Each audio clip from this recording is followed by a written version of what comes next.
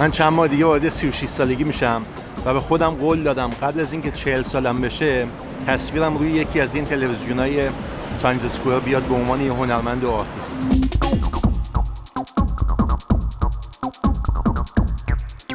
این البته هدف بزرگ من تو زندگی نیست. دو تا هدف خیلی خیلی بزرگ دارم که وقتی که این کانال یه خورده بزرگتر شد براتون توضیح میدم. یه نیاز به پول داره، پول زیاد، ولی شدنیه کاملا.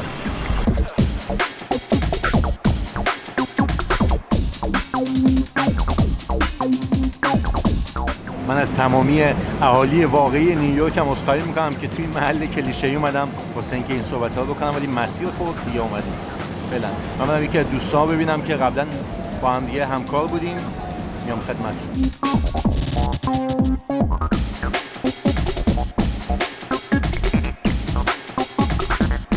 Do you think New York City is expensive? Yeah. Hey man. Of course. Hi. So good to see you. It's been ages. It's been so long. Yeah.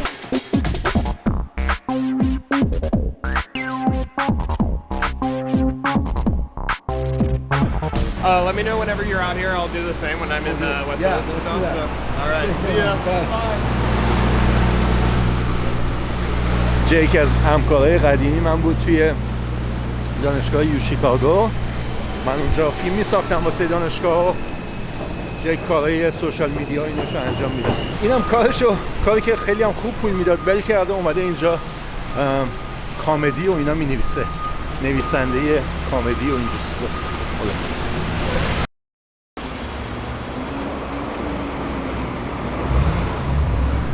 زندگی توی نیویورک 3 تا خرج اصلی داره. بزرگترین خرج شما احتمالاً کرایه خونه است.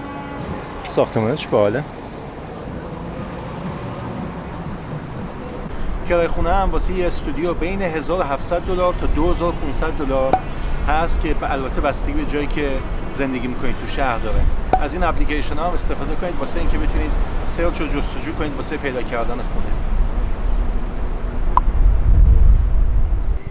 یه کاری که خیلی اینجا رایجه و خود امریکایی‌ها انجام میدن اینه که همخونه میگیرن که کاستشون بیاد پایین، هزینه‌هاشون بیاد پایین. واسه یه جایی که بخواید شیر کنید یه چیزی بین حدود $800 تا $1,200 بستگی باز دوباره به جاش باید واسه یه اتاق خواب بدید که باز ممکنه حمام و دستشویش و آشپزخونه‌اش شیر باشه با یک کس دیگه. ولی این کاری که خیلی از امریکایی‌ها خودشون اینجا انجام میدن. این ماروانا میاد اینجا. یه کار دیگه‌ای هم که میتونید انجام بدید اینه که اینجا میتونید از پیرزن پیرمردها نگهداری کنید و اون دیگه خیلی خیلی هزینه‌هاتون رو میاره پایین‌تر. مشکلات خاص خودش رو داره، پرایوسی خودتون ندارید، باید تکیه کنید از آدمای دیگه. ولی آدمایی هستن که اینجا دارن با $300-400 کرایه خونه زندگی میکنن و اینجوری از آدما هم نگهداری میکنن. یه موضوع دیگه هم که هست اینه که خونه‌های نیویورکی خیلی کوچولوان و خیلی توش نمیشه کارهای عجیب غریب کرد. من یه خورده اومدم تناب صبحگاهیمو بزنم. تا من این کارو میکنم شما این پایین یه لایک رو بزنید و سابسکرایب کنید تو این کانال، خیلی ممنون میشم.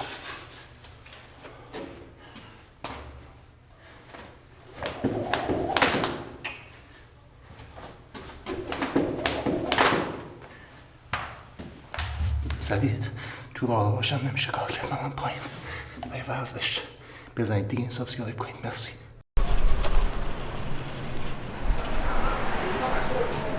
Hey man. Hi, how are you? Can I get a cheese please? One cheese? Yes, thank you. How are you? Good? Good. Thanks for that. Thank you. Have a good one. You too.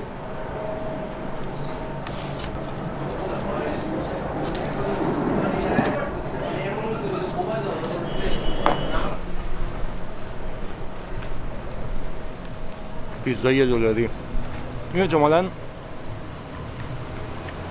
چیپ ترین چیزی که میتونید پیدا کنید. غذایی که زیر $1 باشه یا اندازه $1 دیگه من چیز دیگه پیدا نمی‌کنم که تو نیویورک پیدا کنید. پیزا $1. خیلی هم واقعاً هلتی نیست ولی جواب میده.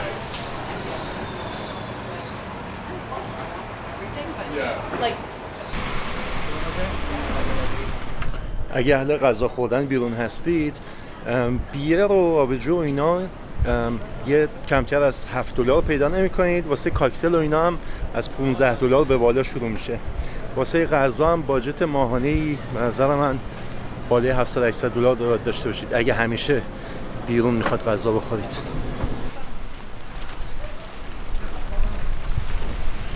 خرید کردن از بازارهای محلی و فروشگاه هم خب یه راه دیگه است واسه سیو کردن پول. تو اون قضیه من فکر میکنم که بین $150 تا $250 هفته‌ای اگه بخواد از فروشگاه خرید کنین تقریبا 150 واسه یک نفر خرجتونه. یه چیزی بین حدود $500 تا $700 ماهانه اگه بخواد تو خونه بپزید غذا و از فروشگاه خرید کنید. خلاصه اینقدر قیمتش یه ذره هلتی تر هم هستش. خانم ترسید از دوربین.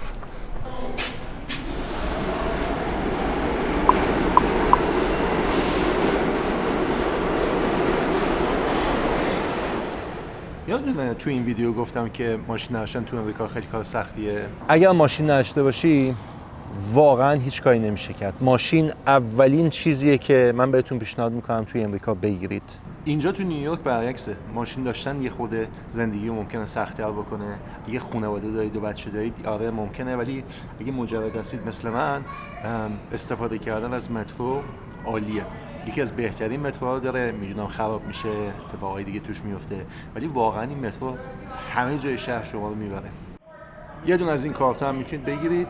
$128 ماهیه، 127 به علاوه $1 واسه کارت که میتونید آنلیمیتد هر جایی که دلتون بخواد میتونید با این کارت برید بدون اینکه مشکل داشته باشه. واسه متروهای شهری این شکلی. اگر هم که از اوبر و تاکسی میخواد استفاده کنید هزینه بره. فکر میکنم که بستگی به مسیری که میخواد برید و بیاد یه چیزی این $15 به بالا فکر کنم شروع میشه. من واقعا خیلی تاکسی و اوبر سوار نمیشم، همه جا با مترو میرم و این کارتی که دارم از من خیلی به صرفه هستش و همه جای نیویورک هم واقعا بتونه میبره. یه موضوع دوستانه دیگه هم این که اگه وارد متروی توی نیویورک شدید و خالی بود کابینی، یه دلیلی وجود داره واسه اینکه خالیه. احتمالاً کسی توش خرابکاری اونا کرده، جاتون رو عوض کنید. خلاصه شهر رو ببین لامصب.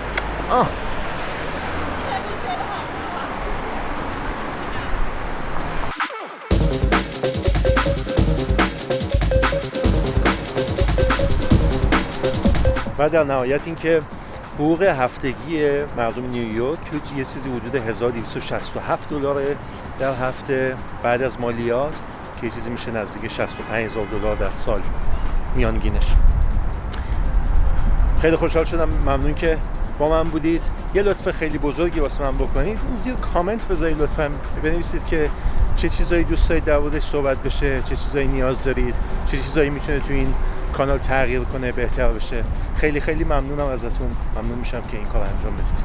مخلصیم. هفته دیگه میبینمتون. فعلا.